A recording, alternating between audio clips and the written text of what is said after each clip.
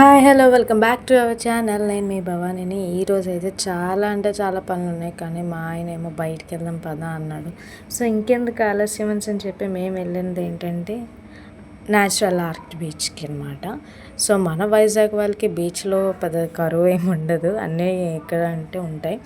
నేను ఇవి చూపిస్తున్నాను కదా, అవన్నీ పీతలండి బాబు, చాలా అంటే చాలా ఉన్నాయి. అవి కూడా డిఫరెంట్ షేడ్స్లోని ఆ ఎండకి ఎంతలా మెరుస్తున్నాయో అవి చాలా అంటే చాలా మెరుస్తున్నాయి. ఫస్ట్ అవన్నీ నేను గవ్వలనుకున్నాను, కాదు చిన్న చిన్న పీతలు షైనీగా మెరుస్తున్నాయి. నిజంగా అంటే చాలా బాగుంది. కాకపోతే ఎండ లేకపోతే ఇంకా బాగుంటుంది అనుకుంటాను. మరి మా ఆయన చెప్పిన తర్వాత ఇంకేమీ ఉంటాయి, అన్ని పనులు ఆపేసుకొని ఇంకా ఇలా వచ్చేసాను బీచ్ దగ్గరికి.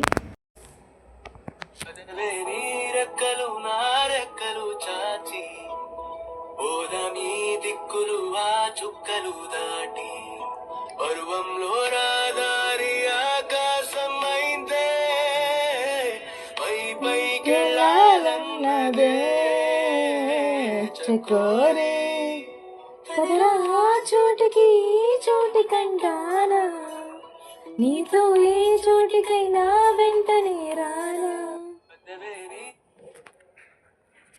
ఇంకా మా ఆయన తానా అంటే నేను తందానా అననా, ఇంకా అందుకని అలాగ తానా తందానా అనుకుంటూ అలా వెళ్ళిపోయాము.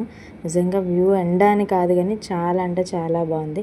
మీరు కూడా అందరూ విజిట్ చేయండి, చాలా బాగుంటుంది వ్యూ అయితే.